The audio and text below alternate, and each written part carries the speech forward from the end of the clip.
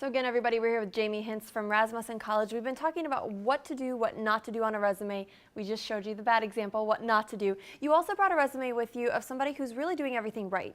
Yeah, we wanted to show good and bad. So a lot of people struggle with the bad things, so now we want to kind of show what's good, what you can try. So this is a fantastic example, just really highlighting some things. So what you'll notice up at the top, that name stands out. It's a little bigger, it's bolded.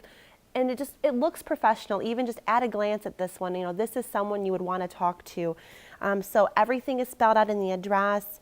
The email address is professional, a first name, last name kind of version. So it's not that AOL one you created when you were in 7th grade? Yes, those are probably not a good choice for a job search. Right. And then it's only got one phone number listed. It's got that personal statement, you know, the profile like we were talking about to kick it off. Highly skilled customer service professional with extensive retail customer service experience seeking employment opportunities. So you know what they're looking for and you know a little bit about what they're bringing to the table right at the top. You compare that to the objective on the bad resume, which was like seeking a challenging career where I can grow, which is great, but that doesn't tell you anything about what they want to do. Yeah, with that one you just didn't know what they were looking for, and in this one, this person is doing a great job of highlighting some skills and starting it off strong. Right. Then you'll see they've got some education listed up towards the top because we're assuming this is like a new graduate trying to highlight their education.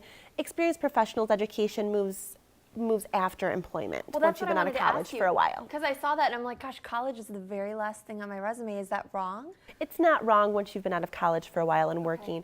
For a new graduate that's really trying to highlight that they've got this degree now and using that to help get the job.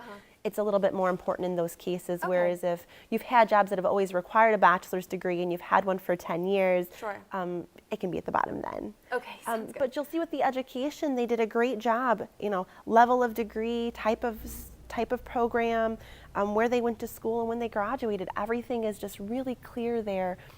So there would be no question from a hiring manager looking at this of if the person has a degree in what and from when. You look at this and you know exactly what they did and what kinds of things they studied. Exactly. That's great. Okay, let's look at the skills then. These skills are a lot more varied than the ones, the bad example you showed us had computer skills and that was great, but it was limited to only computer skills. You need so much more here, and this section should really be tailored to the job you're applying for. So ideally you want to look at the job description for the job that you're applying for and try to tailor this. So looking at what they're looking for and what do you have that you can talk about. And then even down into the experience, just a fantastic job here of position, title, company, where it was located, the dates of employment, and about what the person did, you know, serving 50+ customers and providing outstanding customer service, as opposed to the bad example that was, I think, one line of I did this. You'll notice this doesn't say I, they're specific, they're quantified, and they look extremely professional. Okay, now I'm getting a little worried about my own resume because what I do is, in mine, I have, you know, WREX, Rockford, Illinois, and then I say, I do this, I do this, I do this, I do this, and it's all like a paragraph. Not every sentence starts with I do, but it's kind of like a paragraph written like, I also do this, and sometimes I do this, and then I do this. Sure. Is that wrong? Should I be doing bullet points? Because mine's in a paragraph. It can be tough because other duties is assigned. Everybody does so much, right?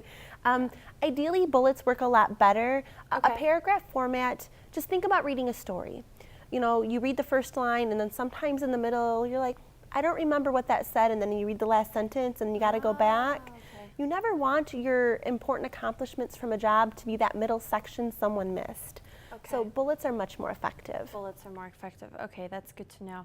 And I noticed this one, they list the most recent job first. Is that what you want to do, is go downwards in order, backwards order? Absolutely. Reverse chronological order is generally what you want to go with. So your most recent job first and working your way backwards. Okay, anything else we need to take away from this good resume? That it's just, I think, proofread, professional, you know, well laid out. Those are all the key things you have to hit first.